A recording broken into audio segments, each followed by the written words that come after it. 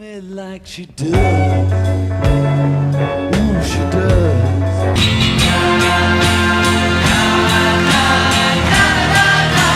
Done me. Ooh, she done me. Born into the thunder of World War II as German bombs fell on Liverpool's port, John Winston Lennon entered the world on October 9th, 1940. His first cries mixed with air raid sirens, a fitting start for a man whose voice would later move millions. In those early years, young John's life was as turbulent as the times. His father, Alfred, a merchant seaman, abandoned the family before John could know him. His mother, Julia, a free spirit with a rebellious streak that her son would inherit, made the heartbreaking decision to hand John's upbringing to her sister, Mimi. This early separation would echo through John's music and relationships for decades to come. Life at 251 Menlove Avenue with Aunt Mimi and Uncle George was stable but strict.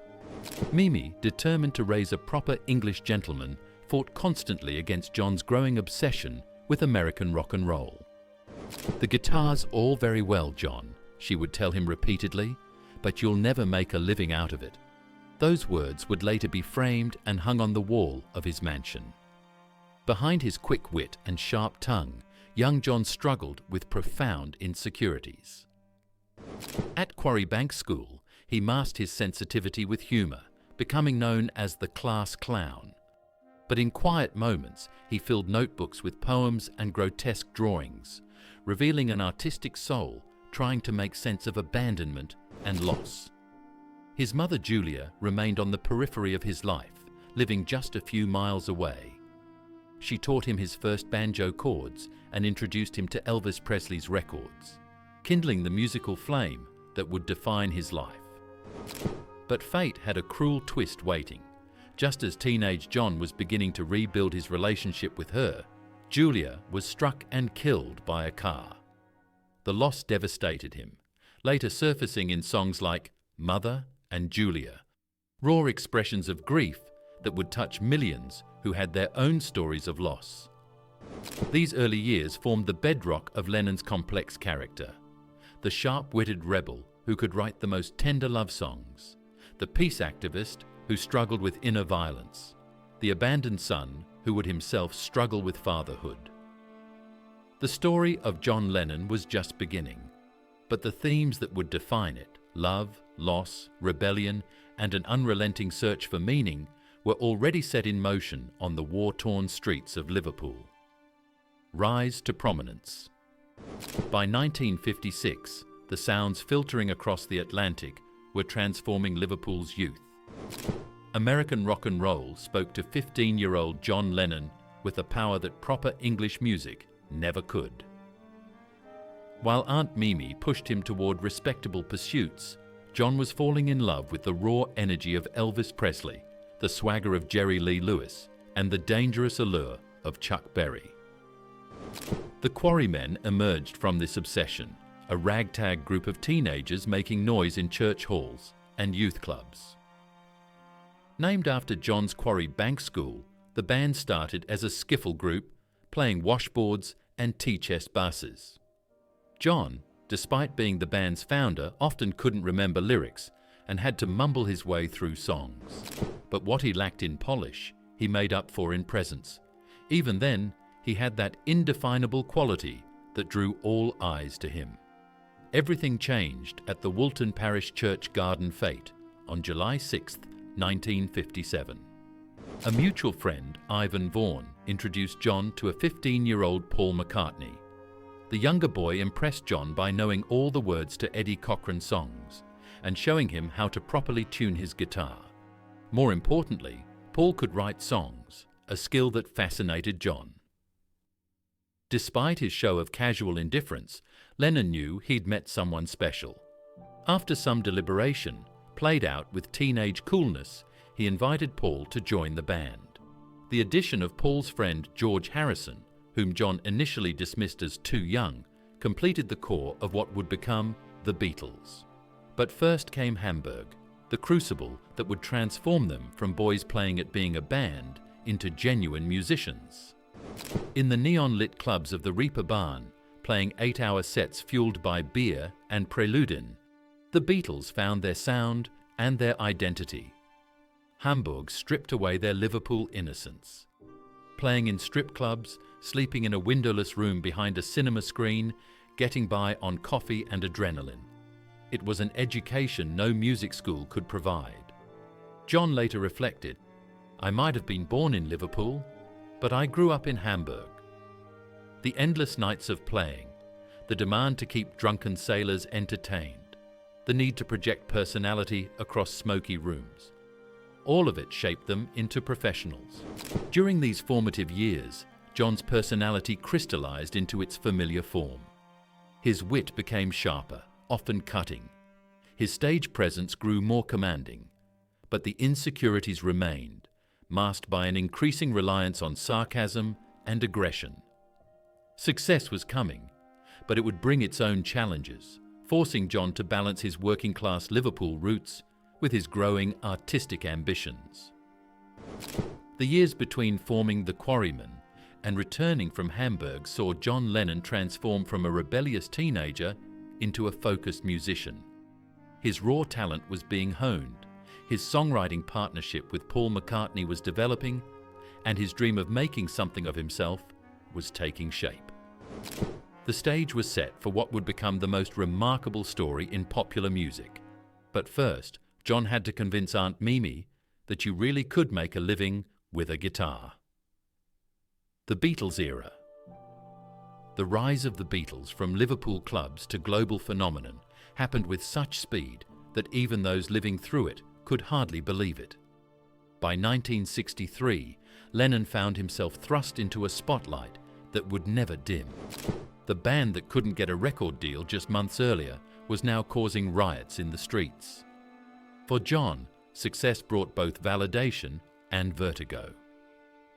Every insecurity he'd harbored in Liverpool was now magnified by millions of watching eyes. His caustic wit, once used to entertain schoolmates, became headline news. When he quipped that the Beatles were more popular than Jesus, the resulting backlash, record burnings, death threats, cancelled concerts, showed him the double-edged sword of fame. The creative partnership between Lennon and McCartney defined this era. Their early songwriting sessions, sitting face-to-face with acoustic guitars in Liverpool bedrooms, evolved into a sophisticated collaboration that would revolutionize popular music. John's raw, honest approach complemented Paul's melodic craftsmanship. When Lennon sang "Help, Zrania," it was a genuine cry disguised as a pop song. When he wrote "In My Life," he turned nostalgia into poetry. But beneath the mop-top haircut and cheeky interviews, Lennon was changing. The innocent excitement of early fame gave way to questioning and disillusionment. His marriage to Cynthia Powell, begun in 1962 when she became pregnant with their son Julian, was struggling under the weight of constant touring and John's growing emotional distance. LSD, which he first took accidentally in 1965, opened doors in his mind that would never fully close. The turning point came with Yoko Ono. Meeting her at London's Indica Gallery in 1966, John found someone who challenged him intellectually and artistically. She didn't see him as a Beatle, but as an artist, encouraging his avant-garde interests and political awakening. Their relationship, beginning while he was still married to Cynthia, scandalized the public and strained band relationships. But John was past caring about public opinion. As the Beatles entered their studio years, Lennon's songwriting became more experimental and introspective. Strawberry Fields Forever explored his Liverpool childhood through a psychedelic lens. A Day in the Life captured modern alienation in a revolutionary musical form. But while the music reached new heights, the band was fracturing. Business tensions, creative differences, and personal changes pulled them in different directions. The rooftop concert in January 1969, their final public performance, found John both energized and distant. He could still command attention with "Don't Let Me Down," a raw love song to Yoko, but his heart was already moving toward new horizons. When Paul McCartney publicly announced the Beatles' breakup in 1970, John was already exploring a different path, one that would lead him from musician to activist, from Beatle to citizen of the world. The Beatles' years gave John Lennon everything he'd dreamed of as a Liverpool teenager, but they also showed him the limitations of those dreams. He emerged from the band's breakup ready to redefine himself, carrying the weight of unprecedented fame, but determined to use it for purposes beyond entertainment. The boy, who'd wanted to be bigger than Elvis, was about to try something even more ambitious: changing the world. The years of peace and fire. After the Beatles, John Lennon emerged as a fierce activist and avant-garde artist. His first solo venture, the Plastic Ono Band album, stripped away musical pretense to reveal raw emotion in songs like Mother and God, a primal scream of childhood trauma and personal demons laid bare. With Yoko Ono, he transformed celebrity into protest art. Their bed-ins for peace captured media attention while conveying serious anti-war messages. War is over if you want it became their manifesto, while Imagine emerged as an anthem that would transcend its era. Moving to New York in 1971 began his most politically charged period. The Nixon administration, viewing him as a threat, began deportation proceedings. FBI agents followed him. His phone was tapped, but Lennon fought back, turning his legal battles into another front in his war for peace. Yet personal struggles haunted him. During the infamous Lost Weekend, an 18-month separation from Yoko, he caroused in Los Angeles with Keith Moon and Harry Nilsson. This period, though chaotic, produced hits like Whatever Gets You Through the Night and helped him reconnect with his estranged son Julian. His music reflected both political engagement and personal turmoil. Working Class Hero spoke to social consciousness, while albums like Mind Games and Walls and Bridges chronicled his journey through love and loss. By 1975, Lennon had fought his major battles against the government, against his demons, against the expectations of fans who wanted him to remain forever a Beatle. The man who emerged was softer, more reflective, ready to set aside revolutionary fervor for a different kind of revolution, one that would begin at home. The final chapter. In 1975, John Lennon chose silence over stardom. Following the birth of his son Sean, he stepped away from music entirely to become what he proudly called a house husband. The former Beatle spent his days baking bread, caring for Sean, and finding the peaceful family life that had eluded him in childhood. These quiet years brought healing. In their Dakota apartment, Lennon discovered joy in ordinary moments. He took long walks through Central Park, wrote songs without pressure, and worked on mending his relationship with his first son, Julian.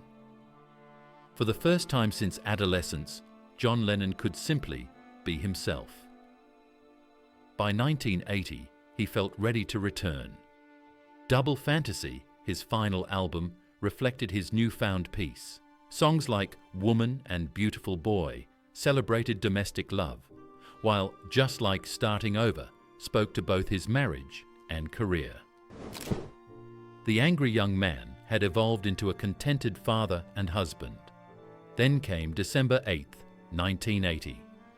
Returning home from a recording session, Lennon encountered Mark David Chapman outside the Dakota. The disturbed fan, who had gotten Lennon's autograph earlier that day, fired 5 shots. John Lennon was pronounced dead at Roosevelt Hospital at 11:07 p.m.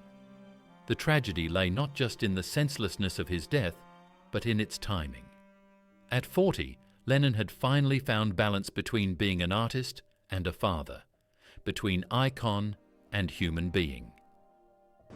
In his final interview, given the day he died, he spoke excitedly about the future, unaware that the man who had imagined no heaven would soon leave Earth far too soon. A legacy of peace and music. John Lennon's influence resonates far beyond his 40 years of life. Through the Beatles, he helped create the soundtrack of the 20th century. But his true legacy lies in how he used fame as a platform for change. Imagine has become more than a song. It's a universal anthem for peace, played at moments of global crisis and celebration alike. His murder sparked worldwide grief and concrete change, leading to stricter gun control laws in several countries and creating a permanent memorial, Strawberry Fields, in New Lennon's Central Park. Modern artists continue finding inspiration in his work, not just musically, but in his fearless evolution from pop star to activist to devoted father. His famous bed-ins for peace, once mocked by the media, are now recognized as innovative protests that merge performance art with political activism. What makes Lennon endure isn't just his music or activism, but his humanity.